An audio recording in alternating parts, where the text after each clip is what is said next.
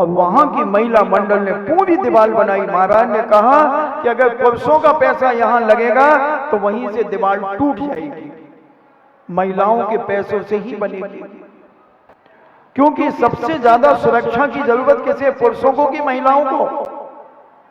आज उपसर्ग परेशानियां महिलाओं को ज्यादा है कि पुरुषों को ज्यादा है? रोड पर निकलने में डर किसको लगता है, पुरुषों को कि महिलाओं को? अकेले घर से निकलने में भयभीत कौन होता है, पुरुष की महिला? तो महिला को अपनी सुरक्षा के लिए सुरक्षा कवच बनाना चाहिए और ऐसी बाउंड्री दीवारों पर अपनी साड़ियों में छुपे हुए पैसे निकाल करके दे देना चाहिए। नहीं तो मोदी फिर कोई नोट बंद करेगा और तुम फिर लॉस में आ जाओगे।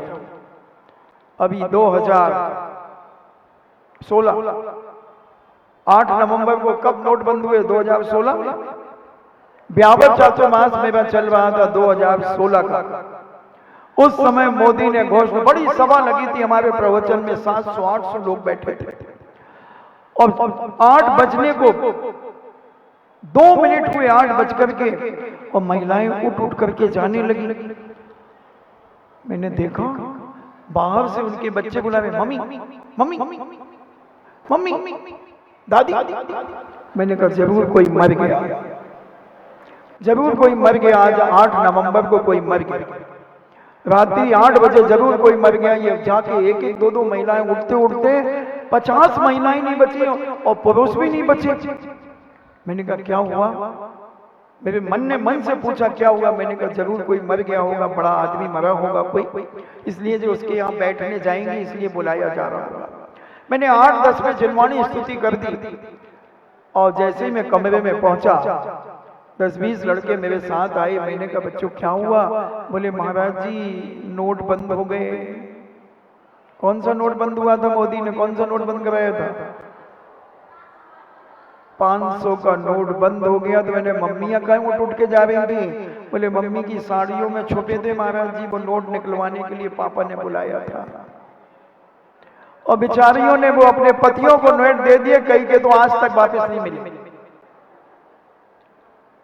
एक भक्त ने मेरे 2.5 लाख रुपए पति को दिए बदलने के लिए कि लो इनको बदल देना। उसने 1.5 साल तक वापस नहीं किए। वो एक दिन उन्होंने मुझसे कहा कि महाराज जी मेरे 2.5 लाख रुपए अभी तक इन्होंने वापस नहीं दिए। मैंने कहा काहे के? बोले नोटबंदी के समय मैंने इनको बदलने दिए थे और इन्होंने अभी नहीं दिए। मैंने कहा सच बोलो? बोले हाँ महाराज जी। हमने क्यों नहीं दिया तूने अभी तक 2.5 लाख रुपए?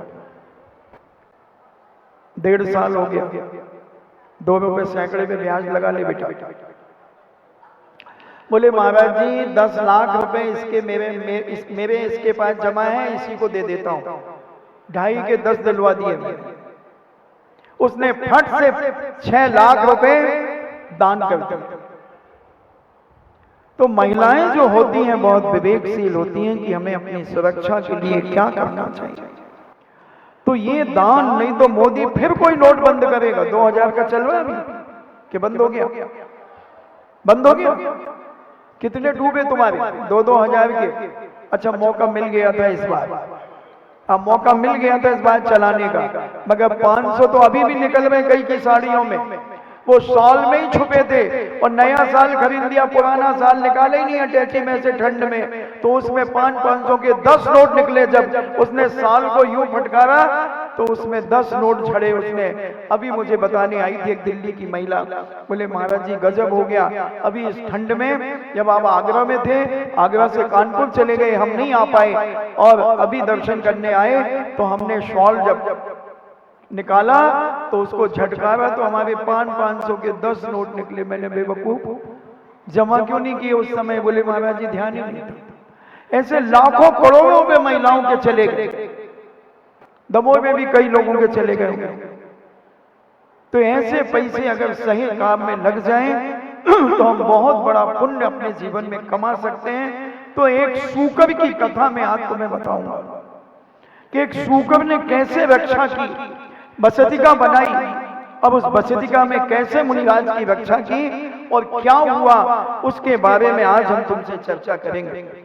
मालवा देश, जैसे हम उज्जैन आदि को मालवा कहते हैं, तो वहां पर एक घट ग्राम नाम का एक नगर था।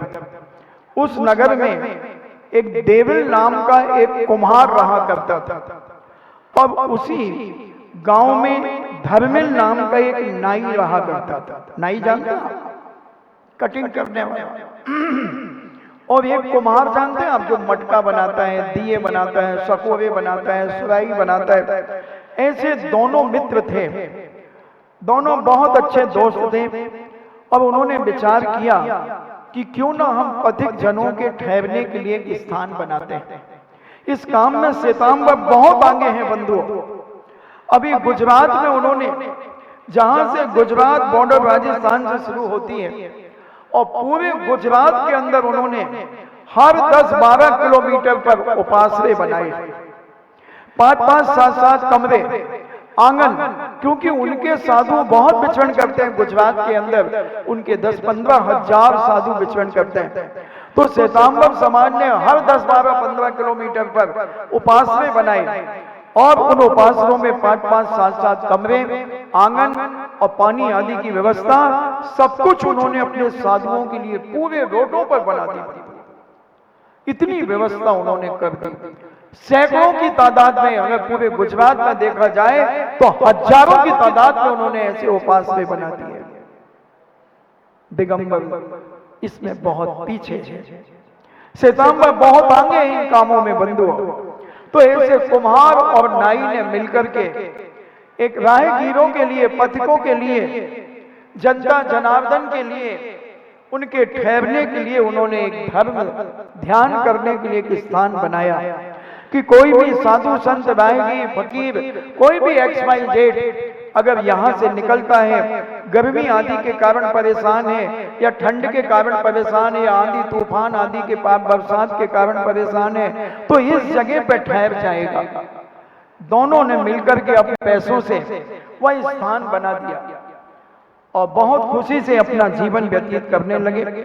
एक दिन देविल नाम का जो कुम्हार था, वह कुम्हार मुनिराज उधर से भ्रमण कर रहे थे, और मुनिराज के लिए उसने उस बसतिका में बिठा दिया और कहा, पूज्यवर आप यहाँ निवास कीजिए और हम आपकी सेवा करेंगे।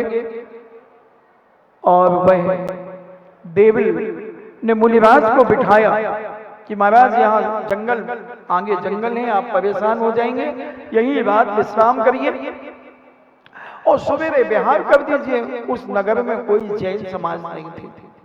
कुम्हार ने ये व्यवस्था कर दी और निवास दे दिया। उसके पश्चात धर्मिल जो श्रावक, वो नाई था, वह नाई वहां एक परिव्राजक को ठहरा दिया। देवल ने मुनि के लिए और परिव्राजक, उन दोनों मुनि को वहां से निकाल दिया। किसने निकाल दिया? नाई ने। और कुम्हार ने तो बिठाया था मुनिराज के लिए, मगर उन दूसरे नाई ने उन मुनिराज को वहां से हटा करके और दूसरे परिव्राजक जो अन्य प्रकार के तापसी आदि होते हैं उनको वहां बिठा दिया, मुनि को हटा दिया।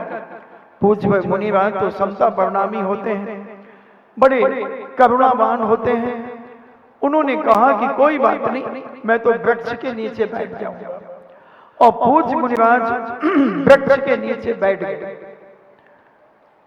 वृक्ष के नीचे डांस, मच्छर, कीड़े मकोड़े, छिपकलियां आदि अनेक प्रकार के जीवों ने सारी रात मुनिराज को परेशान किया। पेड़ के नीचे बैठे रहे, ठंड ने भी परेशान किया, सहन करते रहे, क्योंकि हमारे मुनिराज तो 22 परिस्यों को सदा जीतते रहते हैं। 22 परिसय हैं और ऐसे ठंड में रात भर अनेक प्रकार की बाधाओं को सहन करते हुए वहां ठहरे। प्रातः काल जब देविल ने देखा कि अरे मुनिराज को बसतिका से निकाल दिया गया, संतशाला से निकाल दिया गया, हे भगवान ये किसने किया?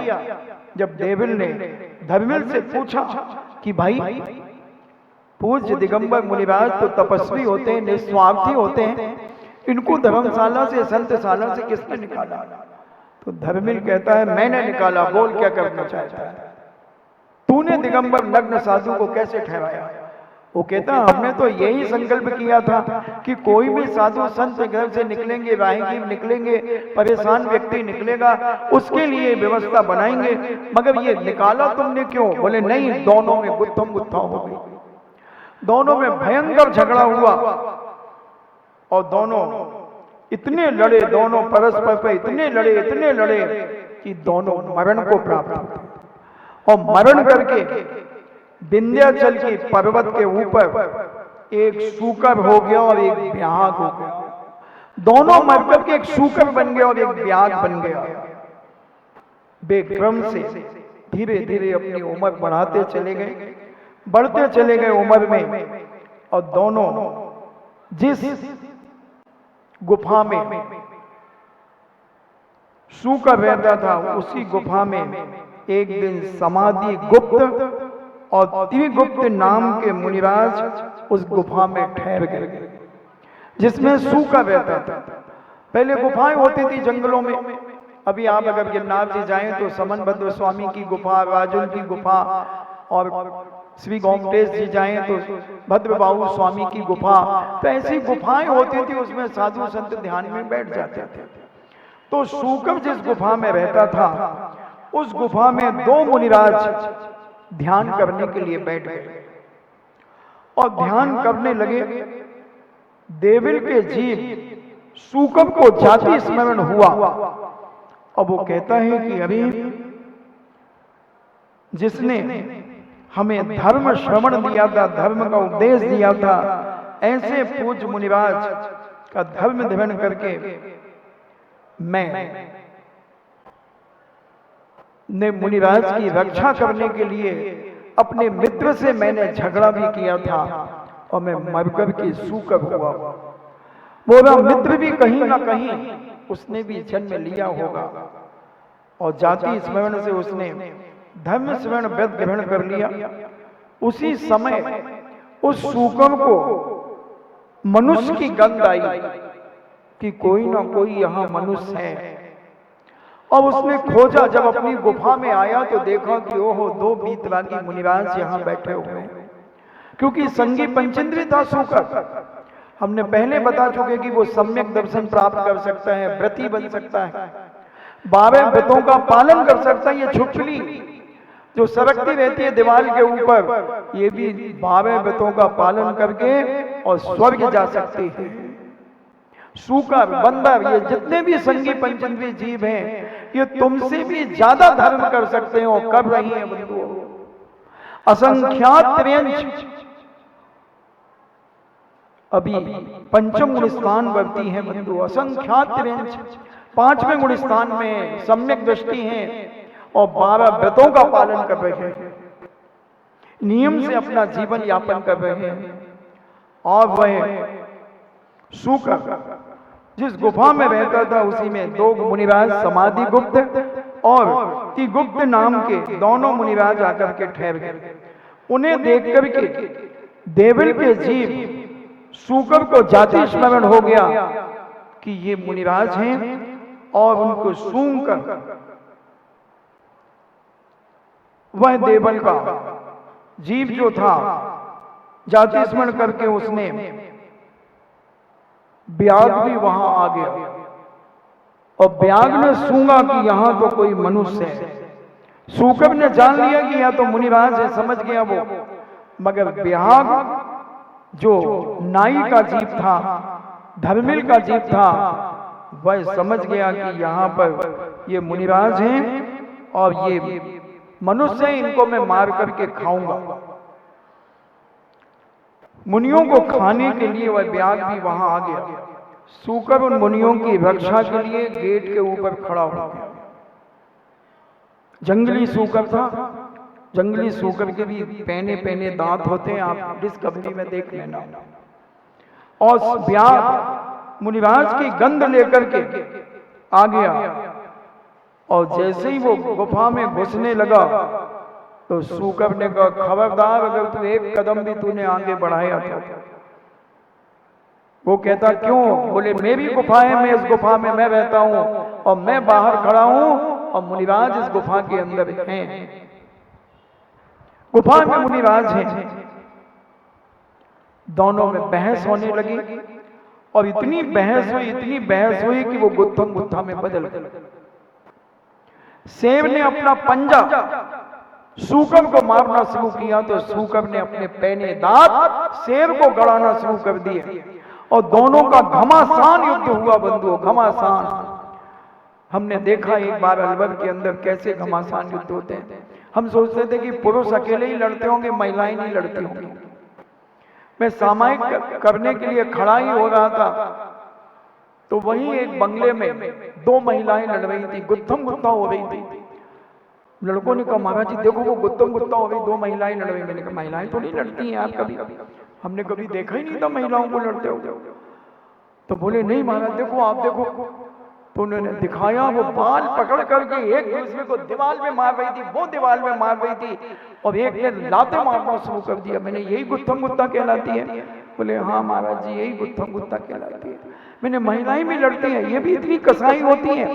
बोले महाराज ये तो अगर ज्यादा हल्की हो तो ये तो अपने पति को भी मारे, ये पतियों के भी बाल पकड़ के मारे अगर सीधा साधा पति मिल जाए बेचारा।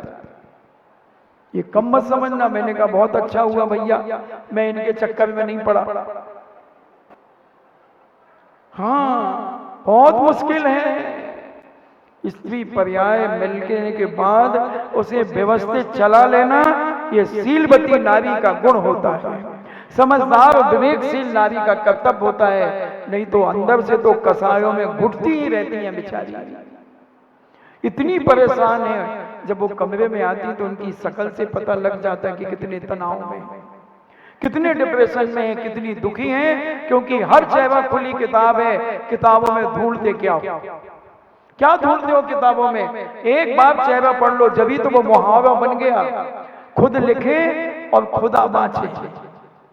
तुम कर्म करते हो और साधु उसे पढ़ लेता है कि बेचारा ऐसा दुखी है, किसी को नींद नहीं आती, कोई को कोई तकलीफ है, कोई को तनाव है, कोई कहीं परेशानी है, सुखी तो है ही नहीं। उसका मूल कारण है अंदर बैठी हुई कसाएं, अंदर बैठे हुए गिरे हुए परिणाम, बहुत हल्का सोच, एक दूसरे के ऊपर डाउट, एक दूसरे को नीचे दिखाने का परिणाम। ये सारी कसाएं तुम्हारी जिंदगी का विनाश कर देंगे। इतने सरल हम तो कहते हैं जब छोटे थे जब बहुत अच्छे थे, छोटे थे जब बहुत ऐसे भी परिवार मिल जाएंगे बंधुओं कि सगी बहनें, एक घर में विवाह हो गया सगी बहनों का। ऐसे बहुत सारे हमारे पास केस आते हैं भारत के। सगी बहनें इतनी प्रेम से रहती थी, स्कूल में अगर कोई तीसरी लड़की से लड़ाई हो जाए तो दोनों मिलकर के उसकी चमड़ी उधेड़ देते। मगर जब उनकी एक घर कोई ऐसा खुदा न खास्ता ऐसा योग सहयोग मिल गया कि वो एक ही परिवार में दोनों की शादी हो गई, वो ऐसी लड़ती हैं बंधुओं, महीनों से एक दूसरे से नहीं बोलती।